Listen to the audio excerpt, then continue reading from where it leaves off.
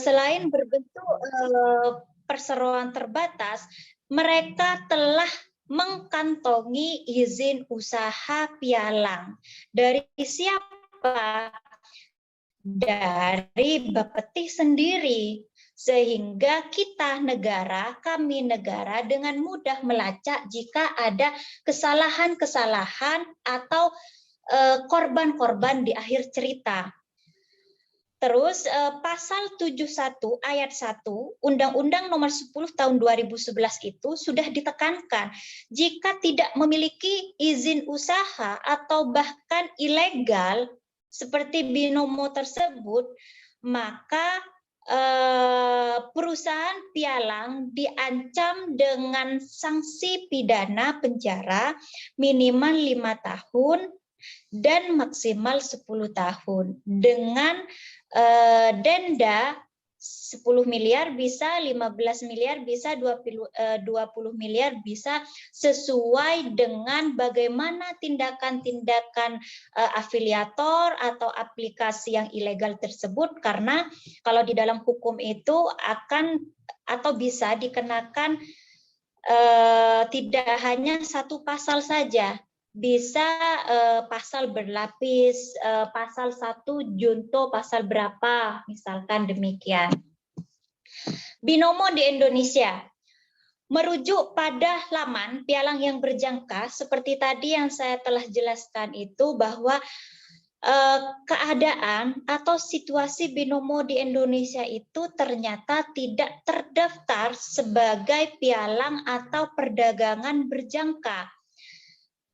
Artinya, binomo tersebut atau binomo yang dengan strategi flexing yang dilakukan oleh Salman dan sebagainya itu rupanya perdagangan yang masih belum berizin dari Bapeti. Dia rupanya status hukumnya adalah ilegal. Kalau status hukumnya ilegal berarti dia menyalahi aturan perundang-undangan yang dibuat oleh negara Indonesia. Maka dikatakan tidak legal menurut ketentuan perundang-undangan Indonesia. Kalau sudah tidak legal, maka ada sanksi-sanksi hukum yang diberikan kepada afiliatornya yang melakukan flexing atau bahkan kepada pengguna dari aplikasi binomo, bahkan aplikasi forex lainnya. Menurut saya pribadi, langkah preventif atau saran saya, ada langkah preventif sebelum adanya kejahatan dimulai. Preventif, ada langkah represif setelah kejahatan dimulai. Kalau setelah kejahatan dimulai, berarti seperti yang dikatakan oleh rekan saya, Mas Zainal Abidin itu, ada tindak pidana pencucian uang dan kejahatan-kejahatan lainnya. Tetapi kita juga harus melihat, apa sih langkah preventif? Masa kita hanya melihat atau kita hanya memikirkan terhadap langkah-langkah represifnya saja, tapi negara harus mengkonsep apa sih langkah-langkah preventif yang harus dikonsepkan ke depan sehingga permasalahan-permasalahan ini tidak terulang lagi dan lagi. Langkah preventifnya disarankan untuk melaksanakan transaksi melalui broker yang sudah mendapatkan izin dari usaha pialang dari Bapeti. Jadi kita sebagai kaum milenial, masyarakat Indonesia, kaum milenial yang bahkan mereka tidak mau berusaha untuk bekerja keras, yang hanya menginginkan hasil instan, kita harus mengetahui langkah yang akan kita lakukan, langkah yang akan kita ambil itu memiliki dasar hukum atau tidak. Karena jika kita gerusa-gerusu, kita sendiri yang akan menjadi korban. Kalau kita yang menjadi korban, maka negara angkat tangan dari hal itu. Apalagi kita mengikuti track record dari aplikasi atau orang-orang yang ilegal. sudah ada peraturan perundang-undangannya, sudah diketahui alurnya demikian, kenapa harus mengikuti jalan yang ilegal? Mereka kan tidak memikirkan, mereka hanya mengikuti hawa nafsunya bahwa dalam sekejap mereka ingin menjadi orang yang miliarder. Tidak demikian, tidak tidak sesederhana itu. Karena kalau kita mengaca kepada ajaran agama Islam itu disebutkan wa amma bi ni'mati rabbika fahadis, terhadap nikmat Tuhanmu maka nyatakanlah atau syukurilah. Nyatakanlah itu bukan berarti kita harus flexing, bukan berarti kita harus pamer kekayaan, tapi kita bersyukur. Bersyukur agar apa yang diberikan oleh Tuhan itu tidak berkurang, berkah dan sebagainya. Dan apa yang telah dititipkan oleh Tuhan kepada kita itu tidak menyengsarakan atau membuat sekeliling kita menjadi pribadi yang rendah atau bahkan tidak mampu seperti Doni Salmanan dan sebagainya. Itu yang seharusnya kita pahami secara personal bagi diri kita. Kita kembalikan kepada kita bahwa kita itu jika menginginkan sesuatu harus berusaha. Tidak bisa kita serta-merta harus jelek dapat sekarung uang, itu tidak bisa. Karena itu tidak barokah dan pasti itu hasilnya ilegal. Karena Allah itu mewajibkan kepada kita semuanya untuk berusaha. Raihlah sesuatu itu dengan usaha. Apapun itu ya dengan usaha, bukan dengan sekejap mata kita kaya menjadi miliarder, kita tidak tahu asal-usul kekayaan kita itu dari mana. Nah, itu yang perlu dipertimbangkan oleh kita semuanya, khususnya bagi kaum milenial yang selalu tergiur dengan investasi-investasi yang ilegal, bahkan investasi-investasi bodong, sehingga tanpa kita sadari kita mendaftarkan diri sebagai korban dari penipuan. Karena itu, apakah ada sanksi bagi orang yang menginvestasi atau memberikan uangnya, menginvestasikan uangnya? Tidak. Orang yang menginvestasikan uangnya terhadap aplikasi ilegal tersebut atau aplikasi yang tidak berizin tersebut tidak mendapatkan sanksi hukum. Tetapi harus dipahami oleh kita semuanya bahwa uang yang sudah diinvestasikan tersebut tidak dijamin oleh pemerintah Indonesia. Sehingga jika terjadi sesuatu hal yang negatif di akhir cerita atau bahkan terjadi penipuan dan sebagainya, itu sepenuhnya menjadi tanggung jawab hukum investor sendiri. Maka jeli-jelilah kalian atau kita semuanya ingin berinvestasi ke dalam aplikasi atau perdagangan yang berjangka, kita apalagi kita sebagai orang yang bermartabat, kita sebagai orang yang berilmu, kita harus tahu dasar hukumnya bagaimana, ini sudah perdagangan berjangka sudah berizin atau tidak, apakah ini ilegal atau tidak, itu juga harus kita lihat sehingga kita tidak menjadi korban yang selanjutnya bagi investasi-investasi bodong lainnya. Itu mungkin dari saya. Terima kasih. Saya kembalikan kepada moderator. Baik, terima kasih penyampaiannya dari Ibu Dr. Hajah Quratul Uyun, SHMH. Selanjutnya adalah sesi tanya-jawab. Nah, di sini saya akan mempersilahkan kepada para audien untuk bertanya maupun mendiskusikan terkait penjelasan materi yang mungkin kurang dimengerti. Kepada para audiens, saya persilakan untuk on kamera dan menyebutkan namanya.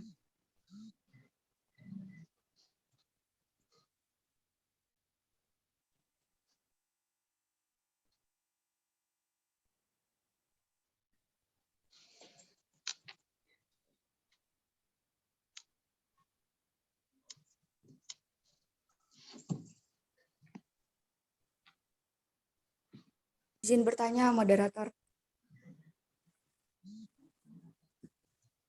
Baik, silakan sebutkan nama dan pertanyaannya. Baik, terima kasih. Assalamualaikum warahmatullahi wabarakatuh. Nama saya Liati Musolehah, NIM S 2009.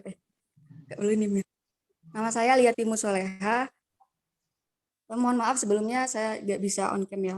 Di sini saya ingin bertanya terkait dengan afiliator dan marketing flexing. Yang pertama yakni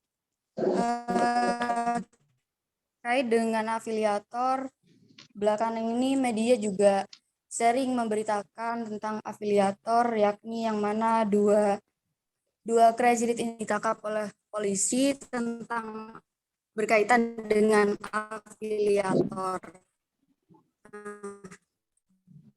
Sebenarnya mereka itu juga merupakan pekerjaannya itu adalah selain afiliator itu mereka juga seorang trader, yang mana biasanya sebagai seorang trader itu memiliki aset-aset digital, yang mana aset-aset tersebut itu disimpan dalam blockchain, bisa dalam bentuk saham, cryptocurrency, maupun aset NFT. Nah, aset-aset yang demikian, aset-aset digital itu apakah juga akan disita oleh polisi dan apakah juga ada regulasinya di Indonesia seperti itu. Yang kedua terkait dengan marketing flexing, biasanya kebanyakan influencer yang sekarang itu marak sekali menggunakan marketing flexing untuk brand mereka. Nah, marketing flexing yang mereka gunakan itu biasanya bertujuan untuk meningkatkan value dari suatu brand tersebut.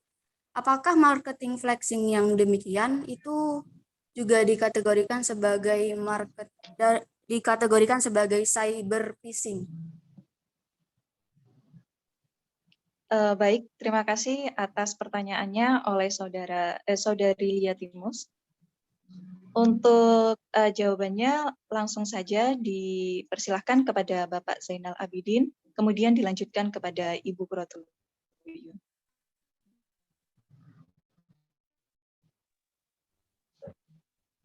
Baik, terima kasih atas penanya pertama yaitu Liati Musoleha ya.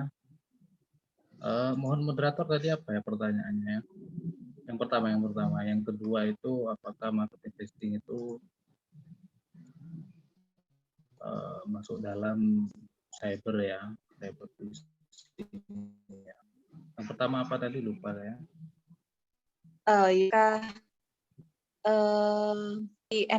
NFT atau digital flexing itu Bisa tersebut. disita gitu ya, Iya. aset-asetnya ya. J, Bapak. Baik, terima kasih. Setiap kejahatan yang di Indonesia yang dilakukan oleh para pelaku yang ada di Indonesia, jadi yang berkaitan dengan umumnya itu tindak pidana pencucian uang ya, baik itu dengan cara menempatkan, mentransfer, mengalihkan, atau membayarkan, mengubahkan, menitipkan, membawa ke luar negeri, sekalipun mengubah bentuk, menukarkan dengan mata uang atau yang diketahuinya atau patut diduga merupakan hasil tindak pidana sebagaimana dimaksud dalam pasal di dalam Undang-Undang Tindak Pidana Pencucian Uang, maka itu merupakan tindak pidana pencucian uang dan di pasal berapa itu lupa saya itu bisa disita oleh penyidik gitu. Nah, kemudian cuman yang menjadi persoalan begini, kadang kita untuk hubungan bilateral antar negara itu masih dilihat dulu apakah Indonesia misalnya, makanya banyak kemarin itu para koruptor, para pelaku kejahatan itu banyak mengalihkan dananya itu ke Swiss karena waktu itu Indonesia memang belum mempunyai hubungan ekstradisi dengan pemerintah Swiss ya. Nah, kemudian banyak memang para pelaku, memang Swiss itu negara yang juga tidak tergabung ke dalam World Bank dan sebagainya, sehingga banyak pelaku tidak hanya di Indonesia. Nah, kalau seperti yang terbaru ini banyak ada kontrak ya antara pemerintah Indonesia dengan Singapura, bahwasanya Singapura mengembalikan, entah itu beritanya pasti apa enggak, yang jelas saya pernah mendengar ini berita ini, pemerintah Singapura mengembalikan aset Indonesia yang atas pelaku tindakan kejahatan itu sekitar berapa T gitu ya. Nah, apalagi terhadap kejahatan ini, saya rasa aset-aset mereka ini lebih banyak di Indonesia ya. Namun bila mana ada di luar negeri sekalipun, di dalam Undang-Undang Tindak Pidana Pencucian Uang itu, walaupun membawa ke luar negeri dan juga dalam bentuk mata uang asing atau surat berharga, itu juga bisa dilakukan penyitaan oleh aparat penegak hukum di Indonesia.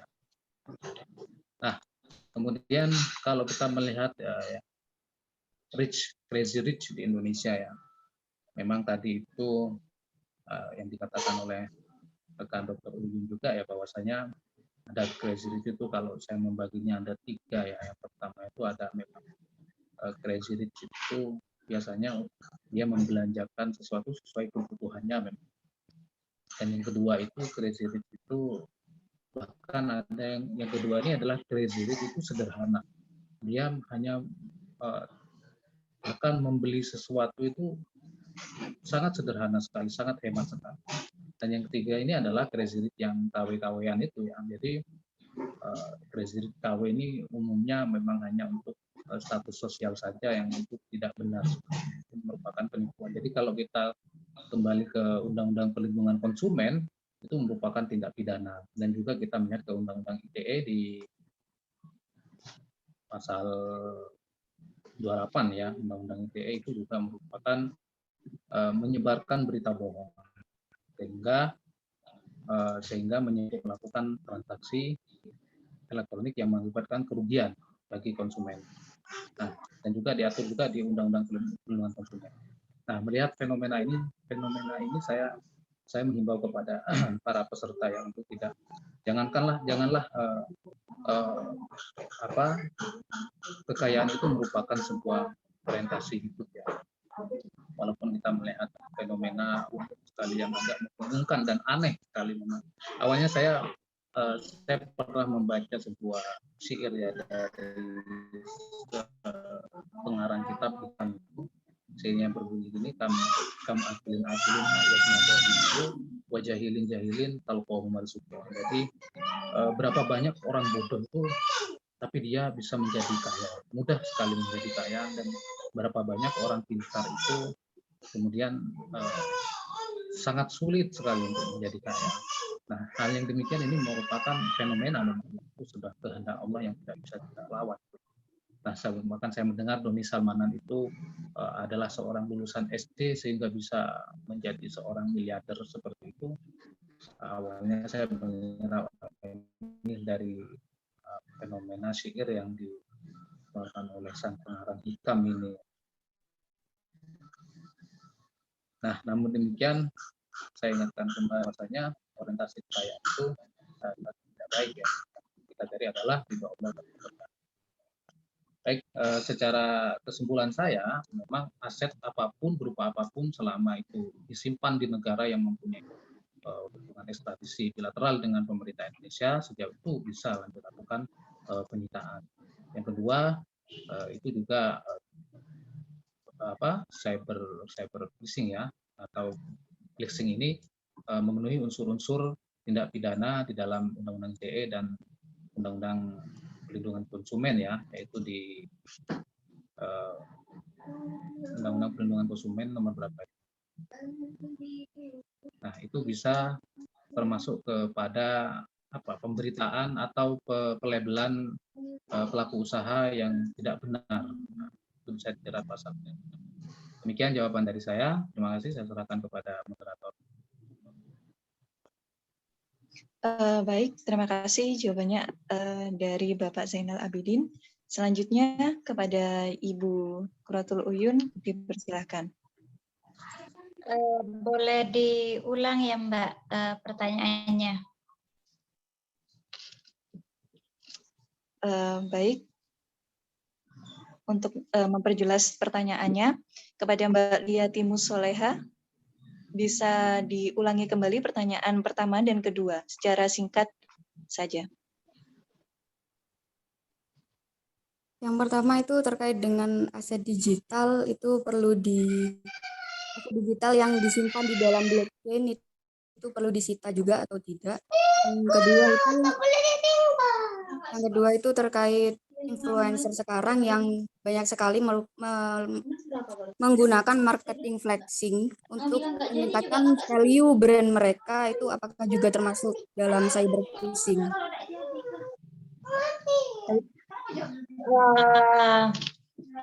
Apapun itu tentang kejahatan, kita anggaplah kita tidak berada di dalam negara hukum, misalkan kasarannya seperti itu.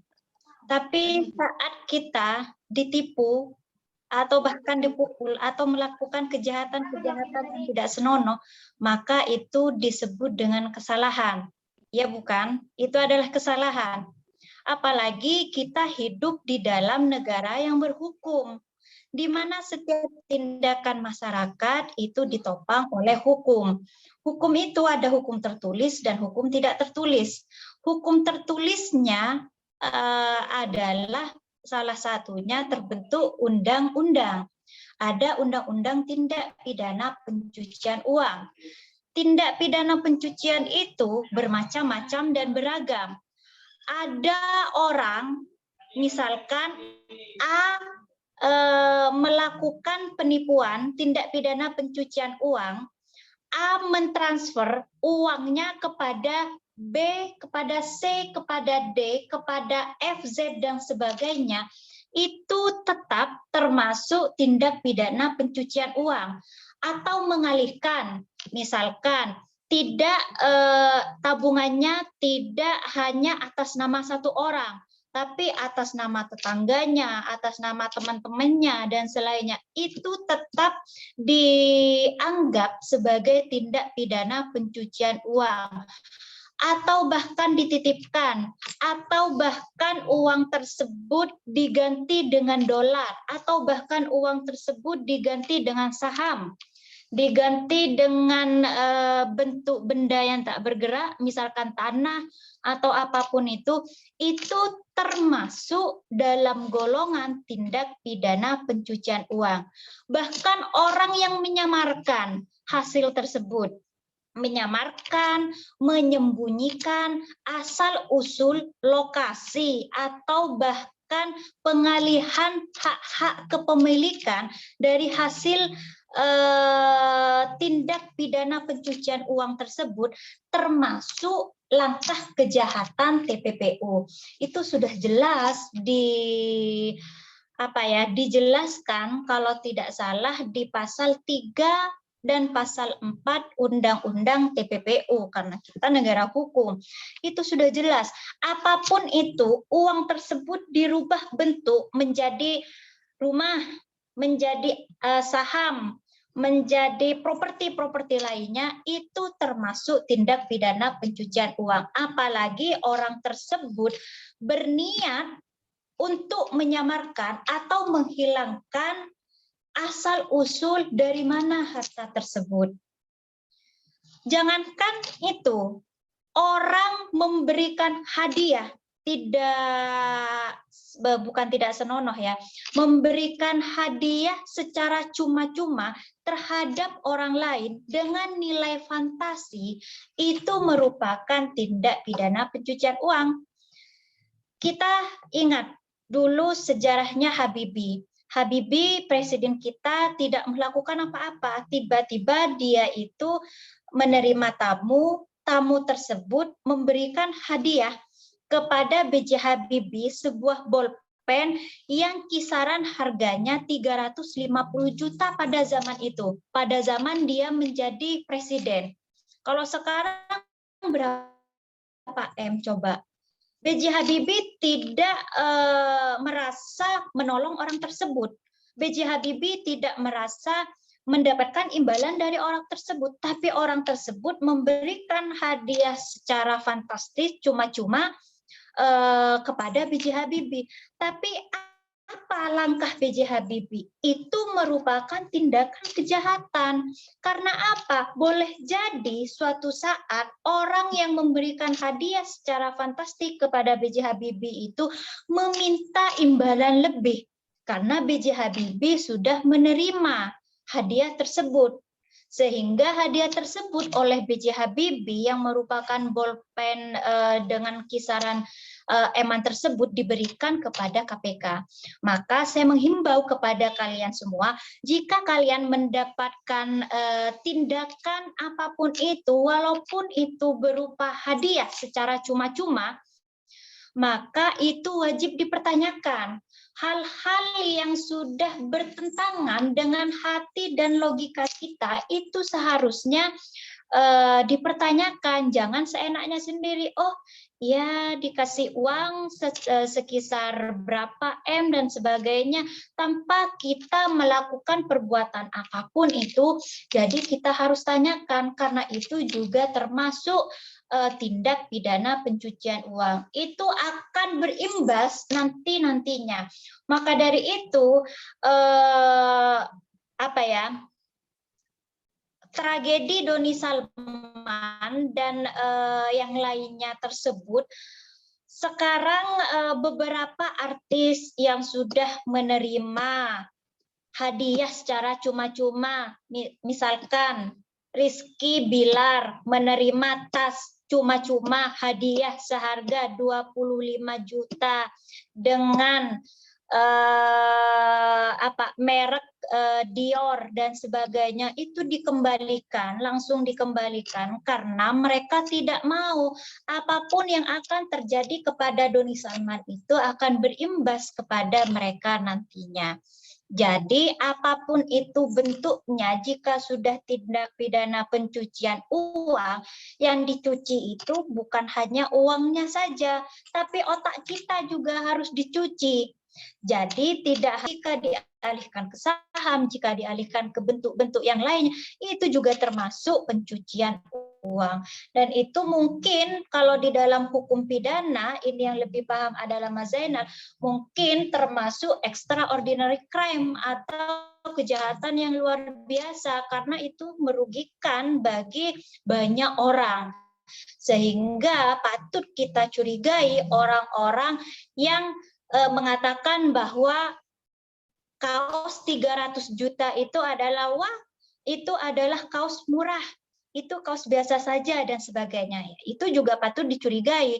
Kita boleh mencurigai, tapi kita tidak boleh mencap orang tersebut adalah salah, karena kita di negara hukum itu punya lembaga-lembaga yang berkewajiban bagaimana mengatasi orang-orang demikian itu. Itu dari saya, Mbak. Saya tidak bisa lama-lama ya, saya sudah bilang kepada panitia, saya bisa melanjutkan diskusi tadarus ilmiah ini, tetapi hanya pada sampai jam 16.30. Tapi kalau tadarus ini bisa kalian lanjutkan, monggo. Tapi saya maaf, dengan hormat saya ingin undur diri dulu. Saya izin kepada rekan saya Mas Zainal Abidin untuk izin kepada Mbak moderator, saya izin dulu, dan kepada jajaran Civitas Akademika yang tidak bisa saya sebutkan, saya izin dulu kepada semua panitia yang menyelenggarakan webinar pada siang hari ini yang semoga bermanfaat. Saya izin dulu. Terima kasih. Wassalamualaikum warahmatullahi wabarakatuh. Waalaikumsalam warahmatullahi wabarakatuh. Mohon maaf Ibu, sebelum izin live dari Zoom meeting, apakah bisa melakukan sesi potret dokumentasi dari pihak? Silahkan. Monggo, dari pihak panitia bisa bantu untuk mengarahkan. Untuk peserta lainnya diharapkan untuk on kamera, nggih.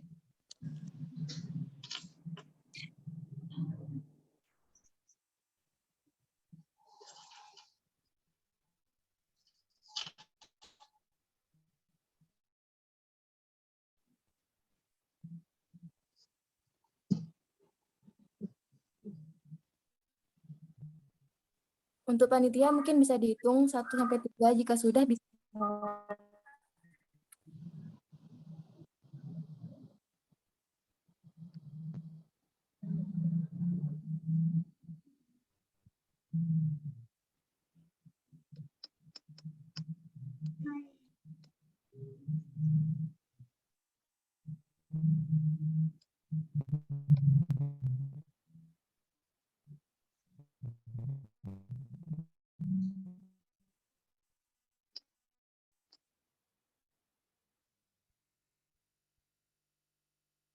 Baik, dari panitia mohon diarahkan untuk perhitungan sesi pemotretan.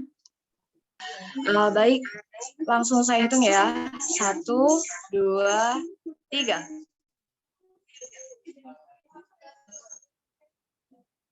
Untuk slide kedua, 1, 2, 3.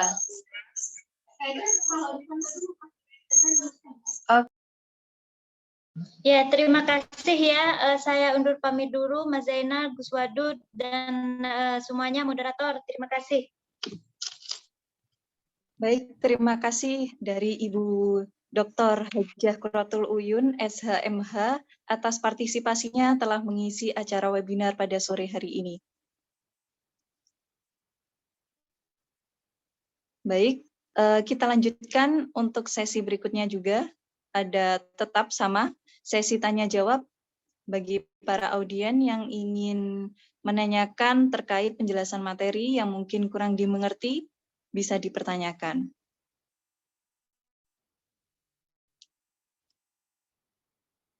Monggo dari para audien.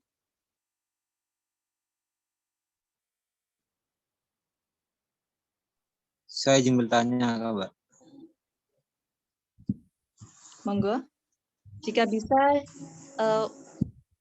mengaktifkan kameranya. Maaf lagi nggak bisa, Mbak. Oke, sebutkan nama dan pertanyaannya. Assalamualaikum warahmatullahi wabarakatuh. Nama saya Bagas Surandaru. Saya izin bertanya kepada Bapak Zainal Abidin. Dalam Undang-Undang Nomor 10 Tahun 2011 kan dijelaskan bahwa Bapeti berfungsi sebagai pembinaan, pengaturan, pengembangan, dan pengawasan perdagangan berjangka.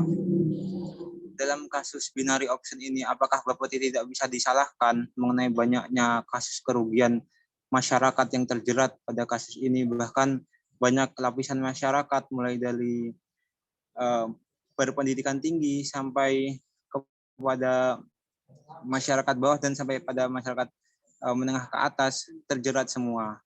Apakah Bapeti tidak bisa turut disalahkan atas kasus yang merebak ini? Terima kasih.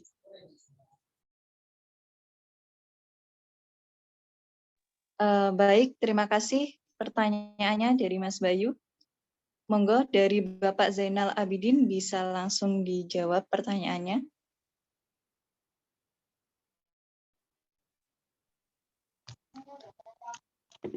Baik, terima kasih ya.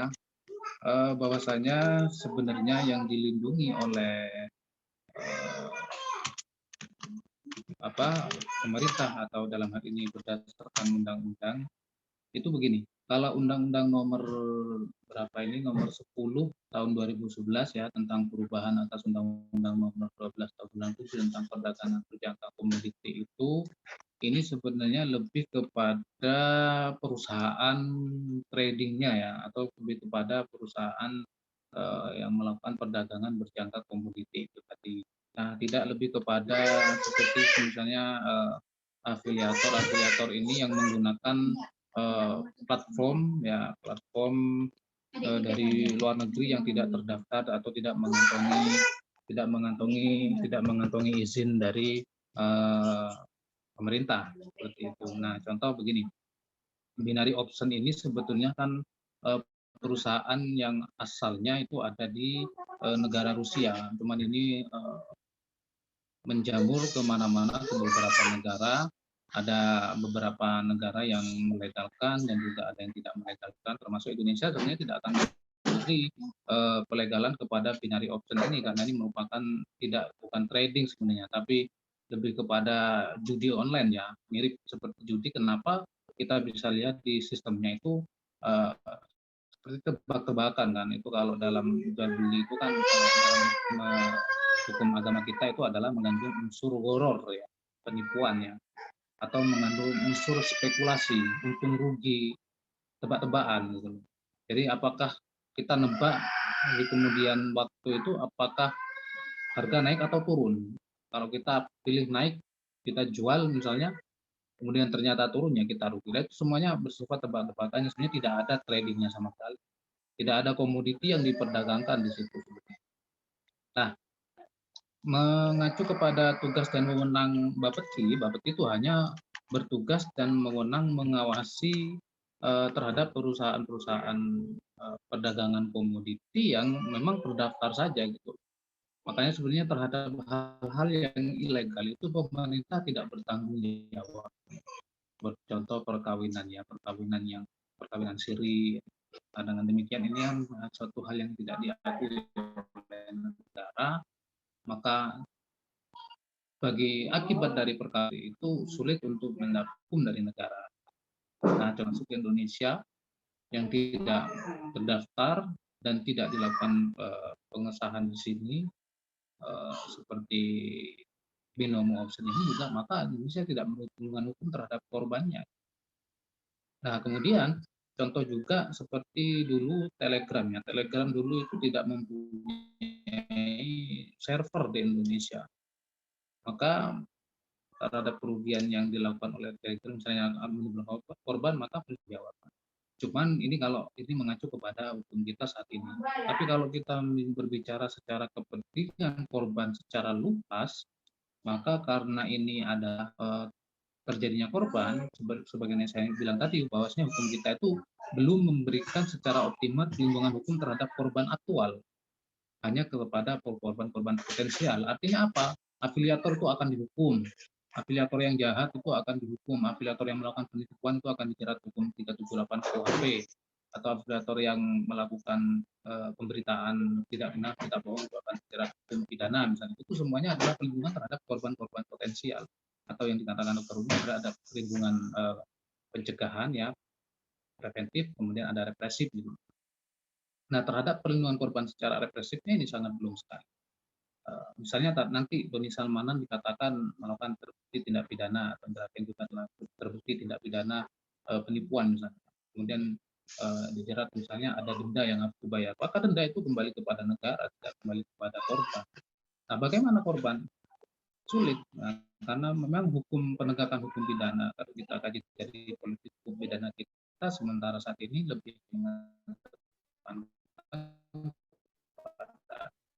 pelaku tindak pidana banyak, pelaku tindak pidana kejahatan harus ditanyakan yang melakukan pidana kejahatan bla bla bla, dan karena terhadap korban ini masih belum.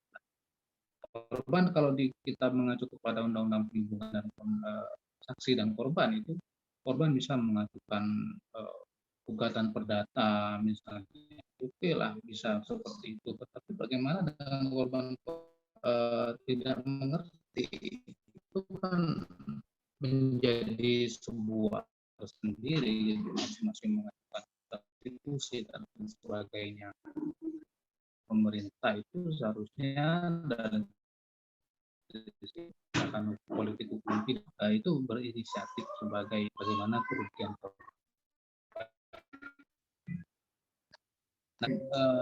tidak banyak, emang merupakan hal yang baru ya. Peneliti pakar ini juga masih kebanyakan korupsi sebagai tindak pidana kejahatan.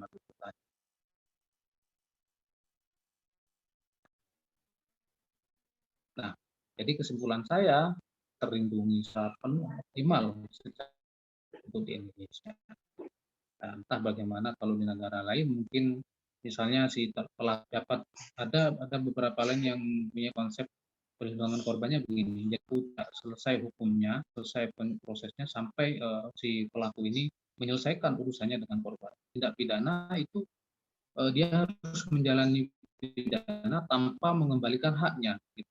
Contoh tidak ada alasan pemaaf dalam pidana ya. Contoh misalnya di pidana pelaku tindak pidana pencurian misalnya. Ada orang nyolong HP misalnya. Kemudian berbicara yang nyolong HP HP-nya katakan. Nah, ini tidak, dia tetap pidana.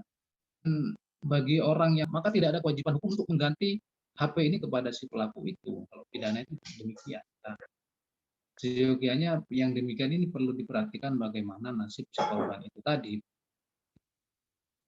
Nah, jadi Bapeti, pemerintah tidak bertanggung jawab sebenarnya atas perusahaan-perusahaan yang ilegal yang memang tidak terdaftar di Indonesia. Nah, ini merupakan ini kasus ya.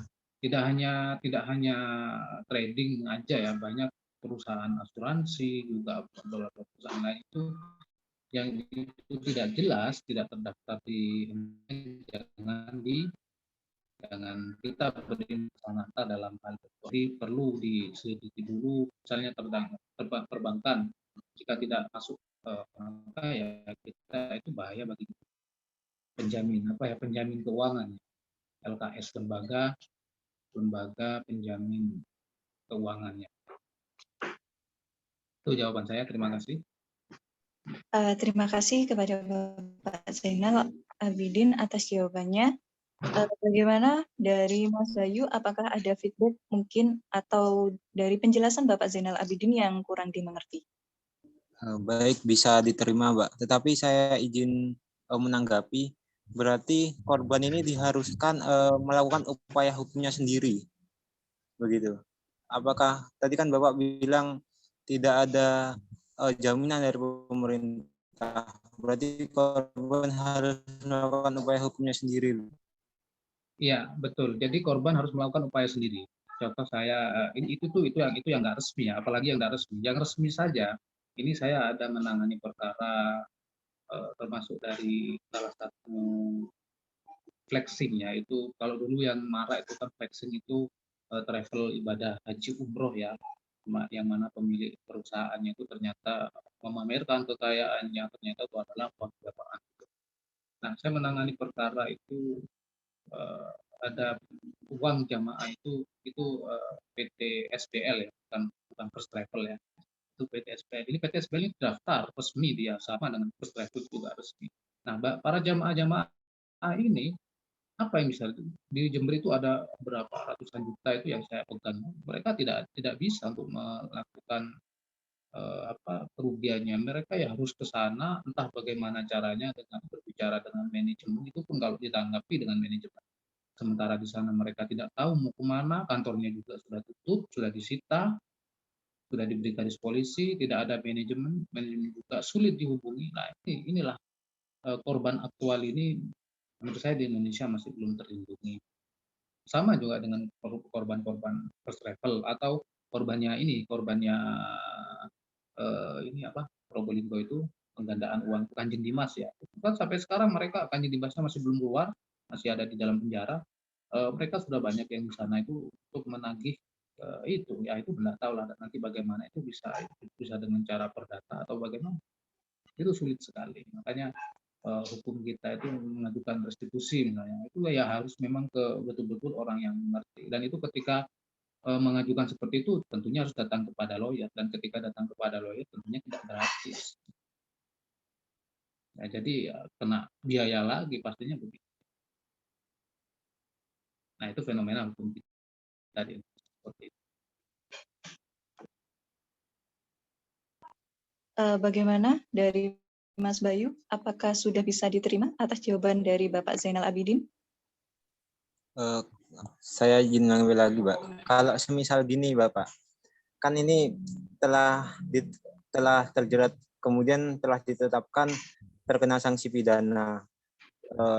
Berarti kan ini lebih gampang telah diputus pidana, telah terkena pidana. Berarti untuk urusan selanjutnya naik ke perdatanya akan lebih gampang gitu, Bapak. Berarti korban ini akan lebih gampang mendapatkan haknya, karena jika sudah terbukti melakukan tindak pidana, pastinya perdatanya akan mengikuti. Begitu, Pak? Ya, betul. Memang kalau kita berbicara gambarannya, kalau sudah terbukti melakukan tindak pidana, maka jelas itu adalah uang konsumen ya, atau uang nasabah yang disalahgunakan oleh si pelaku ini. Namun gugatan itu tidak semudah yang kita bayangkan. Misalnya kita mengusulkan gugatan, apakah ini gugatan sederhana atau gugatan biasa. Dan saya kira orang biasa tidak bisa mengajukan gugatan, kecuali ahli hukum. Makanya dia harus lewat pengacara. Atau dia mau menempuh jalur restitusi, mengajukan permohonan restitusi, penggantian uang, kompensasi, dan sebagainya, itu bagaimana? Itu sulit. Nah, lebih mudah jika dari sisi peraturan perundang-undangan atau pemerintah itu kan inisiatif korban gitu loh.